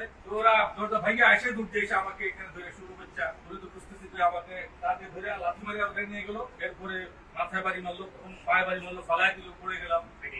মাথা ফেটে গেল, শরীর খুব আহত হচ্ছে অনেক। এক ওস্তাদ ওখানে ঢুকছে বাথরুমে। জাকারিয়া সাহেব ওনার আব্বা কাকালের মুরব্বী ছিলেন মানে ইদ্রিস সাহেব রহমতুল্লাহ আলাইহি। উনি অবস্থা দেখে বেচারা বুড়া মানুষ মানে বয়স আমাদের থেকে বেশি। উনি বাথরুমে ঢুকছে লাগাই দিয়েছে ভিতরে। খুলতে বলে খুলে না করে এসে দেখেন এই যে এগুলো মেরামত করা আছে ইস্তেমা আগ দিয়া এগুলো কুবায় চাইনিজ কুড়াল দিয়া শাবল দিয়া এগুলো কুবায় আবার ইস্তেমার সময় মুরব্বী যে থাকবেন এই জন্য এগুলোকে রং টং করে একটু করে দিয়ে করা হয়েছে। ওনাকে বাইরে করে এখানে হাতুড়া দিয়ে মাথার মধ্যে বাড়ি মাথা ভরা করে এখানে রড দিয়ে গুতা মারে পাউডার একটু সিদ্ধ করে ফেলেছে। বাইরে দেখি যে আরো কঠিন অবস্থা। দুনো পাশে সারিবদ্ধ ভাবে দাঁড়ায় প্রত্যেকের হাতে লাঠি রড ওই কারেন্টের তার কাছে চাবুক যেটাকে বলে চাবুকের মতো। আমরা রাত্রে যখন ঘুমাইতেছি 3টার সময় আওয়াজ এসছে তাকবীর দিতেছে। নদী রয়েছে ঠিক তাকবীর আসতেছে। একজনের নাম বেশি আসছে। তা আমাদের উস্তাদ ওই সময় ঘুম থেকে উঠে দিয়েছে। ওঠো আমরা উঠে সবাই রেল কনসেপ্ট নিয়ে বসছি কনসেপ্ট পড়তেছি। কিছুক্ষণ পরে এমন ভাবে পাথর মারছে জানলা ভেঙে গেছে একটা। ছাত্ররা সবাই রেল কনসেপ্ট উঠে সবাই হুজুরা সবাই একজোড় হয়েছে। কিছুক্ষণ পরে আমাদের মাদ্রাসায় যেগুলো থাইগ্লাস ছিল খুব মজবুত সব ভেঙে ফেলছে। তারপর দিয়ে আমাদের দরজা ছিল বড় দরজা এটা ভেঙে ফেলছে। এভাবে এসে আমাদের উস্তাদ দিয়ে সবাই মেরে গুরুতর আহত করে সবাই হাসপাতালে ভর্তি। ছাত্র অনেক বাচ্চা ছিল তো কান্দাকাতি করতেছে। এনাদের রাখি এনাদেরকে অনেকক্ষণ রেখে এনাদের হাসায় বসায় ভিডিও করছে। ভিডিও করে এটা পরে ওনাদের অনেকদের ছাড়ছে।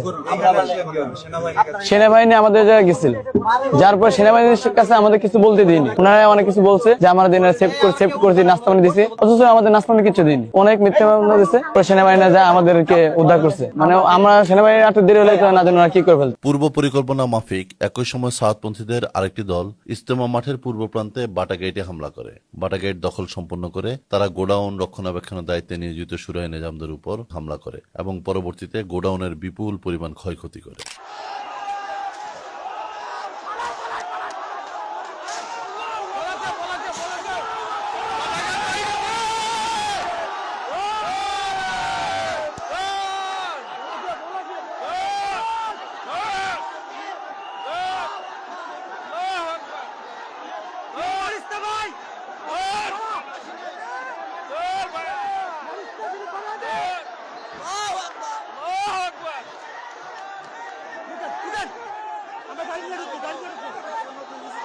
সাতপন্থীদের অগ্রবর্তীর দল দুটি উত্তর পশ্চিম এবং পূর্ব দিক থেকে আক্রমণ করে উত্তর পূর্ব দিকে অবস্থিত টিনশেড মসজিদে এসে মিলিত হয়। তাদের এই দ্বিমুখী হামলায় এখানেই দ্বিতীয় ও তৃতীয় খুনটি সংঘটিত হয়। সাতপন্থীরা টিনশেড মসজিদের পশ্চিমে তাজুল ইসলামকে হত্যা করে। তখন সময় আনুমানিক 4টা।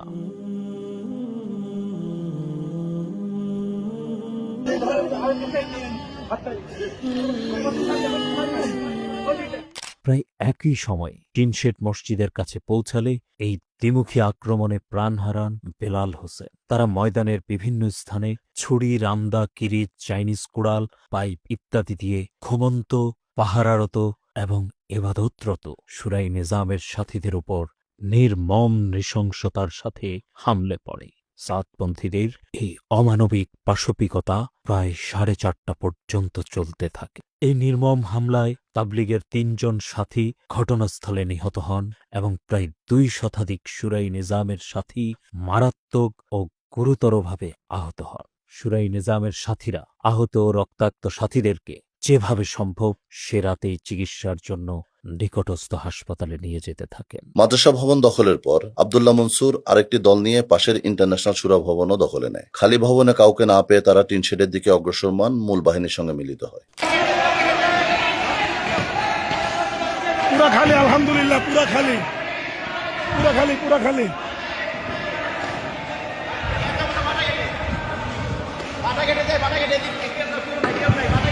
ইন্টারন্যাশনাল সুরার কামরা পুরা খালি সব। আল্লাহু আকবার।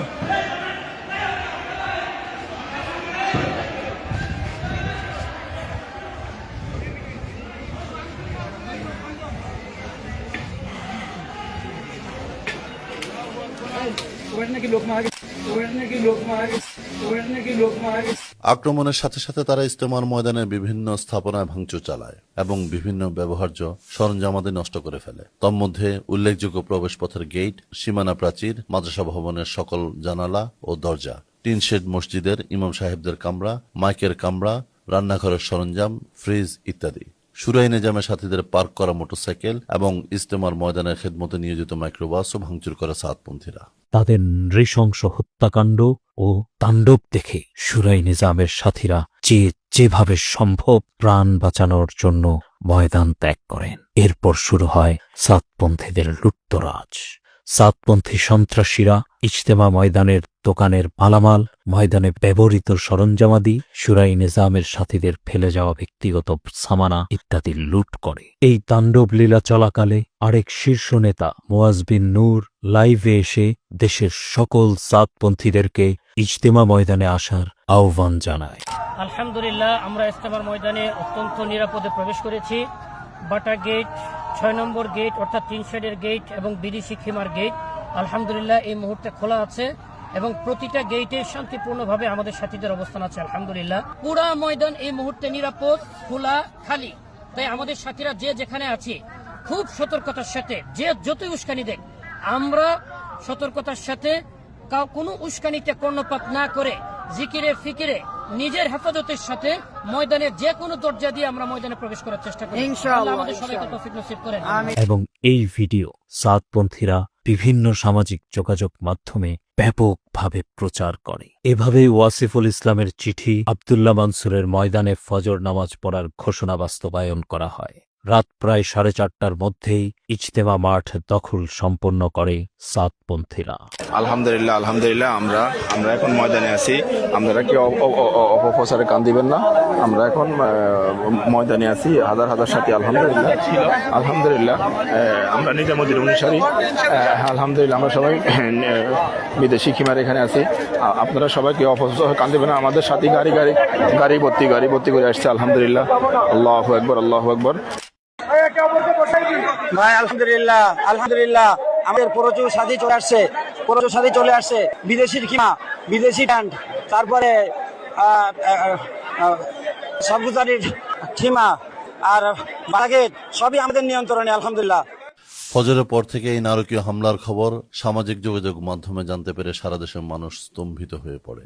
কাকরাইল মসজিদ থেকে শীর্ষ ওলামায়ে কেরাম ইজতেমার ময়দানে নারকীয় হামলার প্রতিবাদ জানান। একই সাথে সাদপন্থীদের কবল থেকে ইজতেমার ময়দানকে মুক্ত করার আলটিমেটাম দেন। যদি সাদপন্থীদের কবল থেকে সরকার ইজতেমা ময়দান উদ্ধার না করে, সেক্ষেত্রে 19 ডিসেম্বর ইজতেমা ময়দানের অভিমুখে লং মার্চের ঘোষণা দেয়া হয়। কেননা জোবায়ের অনুসারী যারা রয়েছে 60 জনকে উদ্ধার করে সেনাবাহিনী তাদেরকে প্রাথমিক ট্রিটমেন্ট এবং খাবার দাবার সহ সবকিছু মিলিয়ে শেষ করে যারা জোবায়ের অনুসারী রয়েছে তাদের যে শিশু মুরব্বী অনুক্রমে আদেশক্রমে তাদেরকে হস্তান্তর করছে সেনাবাহিনী। আমরা সেটি একটু দেখানোর চেষ্টা করব। আমরা যদি একজনের সাথে একটু কথা বলার চেষ্টা করব। এতক্ষণ তো এখানে ছিলেন না? জি জি, আপনি ছিলেন এখানে ছিলেন? জি জি, আমরা এখানেই ছিলাম। আপনাদেরকে মাঠ থেকে উদ্ধার করেছে সেনাবাহিনী? জি, সেনাবাহিনী মাঠের ভিতর থেকে আমাদেরকে উদ্ধার করেছে। তখন কি অবস্থা ছিল? তো তখন তো আসলে আমরা তাদের আন্ডারেই ছিলাম। পরে সেনাবাহিনী এসে আমাদেরকে সেফ করে এইখানে রেখে দিয়েছিলেন এবং আমাদের ব্যক্তিগত প্রয়োজনগুলো, খাবারের ব্যবস্থা বা আনুষঙ্গিক ব্যবস্থা তারাই আমাদের এখানে করছেন। যেমন ধরেন এটা কিন্তু আমি আমার নিজ খরচে, আমি জানি যে ফজরের নামাজ হবে, ফজরের নামাজের একটু আগেই হতে পারে, আমাদের জাস্ট মনে করেন 5 মিনিটের একটা গ্যাপ হয়েছে, 5 মিনিটের গ্যাপ। আমি একদম স্পেসিফিক বলতেছি, আমি যখন এসে পৌঁছাইছি তখন 6 নাম্বার গেট, কিন্তু আমরা আপনাদের লোক এখন রাস্তায় যে গ্রুপ থাকে, এখন কোনটা কোন গ্রুপ আমাদের গাড়ি ঢুকতেই যায় না, আপনারা তো জানেন না। আমরা যখন স্টেশন রোডের কাছাকাছি তখনই আমরা যখন আসতে নিছি তখনই আপনাদের এই যে আমরা তো জানি মানে সবাই মানে পাঞ্জাবি টুপি পরা আইসা আমাকে ইভেন আমাকে গাড়ি থেকে টাইনা নামাইছে, স্যার আমাকে মারা দিল। আমি জিজ্ঞেস আপনার কোন পার্টি? বলে যে আমরা সাতপুর। আমি বললাম যে আপনাদের তো আছে মারার কথা, আপনাদের তো থাকার কথা নদীর ওপারে, তাহলে আপনারা এইখানে কেন? পরে এই পাশে থেকে আপনাদের আবার কয়েকজন আছে, স্যার ওরা অলরেডি মাঠের ভিতরে ঢুকছে। যখন বলছে মাঠের ভিতরে, আপনারা জানেন না আমরা এখানে দৌড়াই গাড়ি পালাই দিয়ে তারপরে ভিতরে ঢুকে এখন আপনাদের কেটে যাবো, আপনাদেরকে ইভাকুয়েট করবো ভিতর থেকে বড় বড় লাঠি নিয়ে আসে। অপরদিকে স্বরাষ্ট্র মন্ত্রণালয়ে 18 ডিসেম্বরের পূর্ব ঘোষিত সেই সভাটি অনুষ্ঠিত হয়। স্বরাষ্ট্র মন্ত্রণালয়ে সকাল 11টা থেকে সাতপন্থী নেতাদের সাথে 5 উপদেষ্টা সহ প্রশাসনের গুরুত্বপূর্ণ কর্মকর্তাদের উপস্থিতিতে বৈঠক হয়। সেই বৈঠকের সিদ্ধান্তের পর সাতপন্থী নেতা রেজা আরিফ বৈঠক থেকে বের হয়ে সাতপন্থীদেরকে ইজতেমার ময়দান ছেড়ে দেওয়ার আহ্বান জানায়। সরকারের সিদ্ধান্তকে আমরা মেনে নিয়েছি। আমরা যেহেতু মাঠ ছেড়ে দিচ্ছি, ওনারাও যেন ইসলামের স্বার্থে, দেশের স্বার্থে কোনো রকম সমস্যার চেষ্টা না করেন। পরবর্তীতে দুপুর 1টার দিকে আলমী শুরার জিম্মাদার ও শীর্ষ উলামায়ে কেরামের সাথে পূর্ব নির্ধারিত বৈঠকটি শুরু হয়। বৈঠকে প্রশাসনের পক্ষ থেকে ইজতেমা ময়দানে উদ্ধারের আশ্বাস দেওয়া হয়। এরপর শীর্ষ উলামায়ে কেরাম লং মার্চ কর্মসূচি প্রত্যাহার করেন। সেদিন দুপুর 2টা থেকে প্রশাসনের পক্ষ থেকে ইজতেমার ময়দানের আশেপাশে 3 কিলোমিটার এলাকায় 144 ধারা জারি করা হয়। এই অবস্থায় সাতপন্থীদের মধ্যকার একটি বিভেদ প্রকাশ্যে চলে আসে। তাদের এক পক্ষ সফলভাবে মাঠ দখল হওয়ায় মাঠের দখল বহাল রাখতে চায়, আরেক দল মাঠ ছেড়ে নিরাপদে বের হয়ে যেতে চায়। সাতপন্থী নেতা মুআজ বিন নূর ইজতেমা ময়দান ছেড়ে দেওয়ার এই সিদ্ধান্তকে মানতে অস্বীকৃতি জানায় এবং ইজতেমা মাঠের দখল বহাল রাখতে অবস্থান চালিয়ে যাওয়ার জন্য টিনশেড মসজিদের গেট আটকে সাতপন্থীদেরকে উস্কানি দিতে থাকে। আমরা জোট তো অবশ্যই করছি, যেহেতু আমরা মাঠে প্রবেশ করে ফেলেছি। এত সুযোগ সুবিধা থাকার পর যে মাঠ আমাদের ইজতেমার কার্যক্রমের জন্য বরাদ্দ, সেটা ছেড়ে অন্যত্র যাব কেন? অতএব জোর এখানেই হবে ইনশাআল্লাহ, ইজতেমাও এখানেই হবে ইনশাআল্লাহ। 3 লক্ষ সাথী ঢুকছি, আমাদের বলার অধিকার আছে কিনা? মাঠ ছাড়ার কোনো সুযোগ নাই মাঠ ছাড়া কোনো সুযোগ নেই। এই কথার উপর আমরা একমত হয়েছি ভাই। আমাদের প্লাস 2টা সদকা আমরা নিয়ত করবো সবাই ইনশাআল্লাহ। পারবো ভাই? একটা সদকা হচ্ছে নিজের জানের সদকা। তাদের এই অন্তর্কোন্দলে কেন্দ্রীয় নির্দেশ কি তা জানার জন্য মাঠ পর্যায়ে সাতপন্থীরা ওয়াসিফুল ইসলামের সাথে যোগাযোগ করে। ওয়াসিফুল ইসলাম সবাইকে জানায় জোর করা সম্ভব হবে না, তারা কোন পদ্ধতিতে ইজতেমা মাঠ থেকে বের হবে তা নিয়ে আলোচনা চলছে। আসসালামু আলাইকুম। আসসালামু আলাইকুম। আমরা ওই বরিশাল কিতা থেকে বলছি, ওই যে আমাদের ফয়সালা কি বের হওয়ার জন্য না অবস্থান করার জন্য? ভাই, সরকার আমাদেরকে শক্তভাবে বলছে বাইরে যেতে হবে। হ্যাঁ, যদি বাইরে না হয় আরো ওরা জমা হয়ে আবার অ্যাটাক করবে, আরো লোক মরবে, আর তো কিছু হবে না, একটু বেশি। আচ্ছা আচ্ছা। কিন্তু জোর আর ইস্তেমা তো আর করা যাবে না, আমরা তো এটা নষ্ট করছি। আচ্ছা। এখন আপনারা সবর করেন, দোয়া জিকিরে মজবুর রাখেন। আমরা কি পদ্ধতিতে বাইর হব এটা আমরা সরকারের সাথে কথা বলবো। আচ্ছা আচ্ছা। তো আমরা মাঠে যেন সাথীদের নিরাপত্তা থাকে। হ্যাঁ, আপাতত থাকেন, আমরা জানাবো ইনশাআল্লাহ। আচ্ছা আচ্ছা। ওয়াসিফুল ইসলামের এই ধরনের বার্তার পর সাদপন্থীদের কিছু ফেসবুক অ্যাকাউন্ট থেকে আহ্বান জানানো হয় ইজতেমার মাঠ যেন তারা ছেড়ে দেয়। লক্ষ লক্ষ মানুষ দিনের উপর চলার প্রথম সবক নিয়েছে এই ময়দানে বসে। লক্ষ লক্ষ দিনের দায়ের পদবিক্ষেপের সাক্ষী ময়দান। লাখো মুমিন আল্লাহ তাআলার দরবারে তাদের চোখের পানে নজরানা পেশ করেছে এই ময়দানে। লাখো মানুষের হিদায়াতের সবাব হয়েছে এই ময়দানে অনুষ্ঠিত ইজতেমা। কত ফিকির, কত কোরবানি আর কত কারগুজারি জমে আছে এই ময়দানের প্রতিটি কোণে। একই সাথে এই ময়দান সাক্ষী হয়েছে হাজারো তালেবে ইলম এবং তাবলিগের সাথীর ফিনকি দিয়ে ছোটা রক্তের। এই ময়দানের মাটিকে শুষে নিতে হয়েছে দিনের দায়ীর তাজা খুন। পূর্ণিমা রাতের আলোর ঝলকে দিনের দায়ীদের রক্তে লাল হয়েছিল জালিমের চকচকে ছোড়া। মজলুমের ফেলে যাওয়া সামানকে গনিমতের মাল নাম দিয়ে লুট করেছে একদল সন্ত্রাসী। কি বিবেক, কি আবেগ, কোনো কিছুই উঠতে পারেনি এই বর্বরতা। 2018 সালের 1 ডিসেম্বর এবং গত 18 ডিসেম্বর 2024-এ ইজতেমা ময়দানের যে হিংস্রতা প্রদর্শন করা হয়েছে তার ট্রেইলার মঞ্চায়ন হয়েছিল 2016 সালের রমজানে দিল্লির মার্কাজ নিজামুদ্দিনে। সেই নিজামুদ্দিনের পবিত্র মসজিদ রক্তাক্ত হয়েছিল দাওয়াত ও তাবলীগের প্রবীণ মুরব্বীদের খুনে।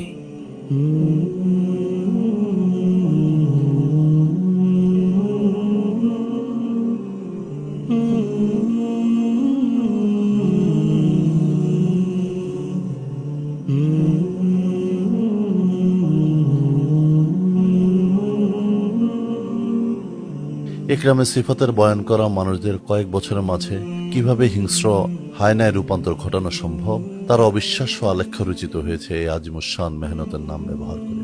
মাওলানা সাদের গুমরাহিপূর্ণ চিন্তা চেতনা কতটা খতরনাক হতে পারে, দিনকে সিরাতের অনুসরণের নাম দিয়ে কি পরিমাণে বিকৃত করা সম্ভব, কিভাবে দিনের নামে নিজের মূর্খতাপূর্ণ ব্যাখ্যা বিশ্লেষণকে উদযাপন করা যায় তার ধিকৃত নমুনা স্থাপন করলেন মাওলানা সাদ এবং তার অনুসারীরা। তাদের সৃষ্টি করা এই গভীর ক্ষত হয়তো শুকিয়ে যাবে, কিন্তু মিলিয়ে যাবে না। ফিরাকে বাতেলার খণ্ডে আরেকটি নতুন অধ্যায় যুক্ত হবে, যার আশঙ্কা উপমহাদেশের শীর্ষ বিদ্যাপীঠ দারুল উলুম দেওবন্দ আগেই ব্যক্ত করেছে। দাওয়াত ও তাবলীগের এই মোবারক মেহনত আমাদের আকাবিরদের রেখে যাওয়া আমানত। আল্লাহ তাআলার বিশেষ এহসান এই জামানায় আমাদের উপর একটি সহজ তরতিব সারা দুনিয়ায় চালু করে দিয়েছেন, যার ফলে লাখো মানুষের কাছে আল্লাহ তাআলার দেয়া দিন পৌঁছানোর অসম্ভব কার্যকর একটি সূরত চালু হয়েছে। এর হেফাজত এবং হেমায়েতের দায়িত্ব আমাদের, যাতে অনাগত ভবিষ্যতেও এই কাজের উপকার উম্মত পেতে থাকে। এজন্য দাওয়াত ও তাবলীগের এই বিশাল মেহনতকে কোনো বাতিল মতবাদ প্রচার প্রসার হওয়ার মাধ্যম হওয়া থেকে হেফাজতে রাখা, এই মেহনতকে সর্বপ্রকারে আগলে রাখা মুহাক্কিক উলামায়ে কেরামের বিশেষ তাকাজার অন্তর্গত। বিশেষত দুনিয়াব্যাপী এই কাজের প্রধান পৃষ্ঠপোষক উলামায়ে দেওবন্দ। এই কাজকে নিয়ে সারা দুনিয়ার প্রান্তে প্রান্তে পৌঁছানো, এই কাজের সাথীদের রাহবারি করা, কাজের সামগ্রিক পৃষ্ঠপোষকতার জিম্মাদারি বিশেষভাবে উলামায়ে দেওবন্দ আঞ্জাম দেন। মুহাক্কিক উলামায়ে কেরামের মাওকিফের সামান্য বাহিরে দিয়েও যদি কোনো দ্বীনি কাজ পরিচালিত হয়, তা দ্বীনের বিকৃতি সাধনের পথ উন্মুক্ত করবে। দাওয়াত ও তাবলীগের কাজ প্রতি কদমে উম্মতের মুহাক্কিক উলামায়ে কেরামের রাহবারের মুহতাজ। সেখানে এই কাজের ব্যাপারে তাদের ইজতেমাই মাওকিফের সদর্প বিরোধিতা করা কেবলমাত্র দ্বীনের সরল পথ থেকে বিচ্যুত ব্যক্তিদের পক্ষেই করা সম্ভব। আল্লাহ তাআলার কাছে খাস দরখাস্ত যেন আল্লাহ তাআলা এই মোবারক মেহনতকে যাবতীয় খারাপি থেকে হেফাজত করেন।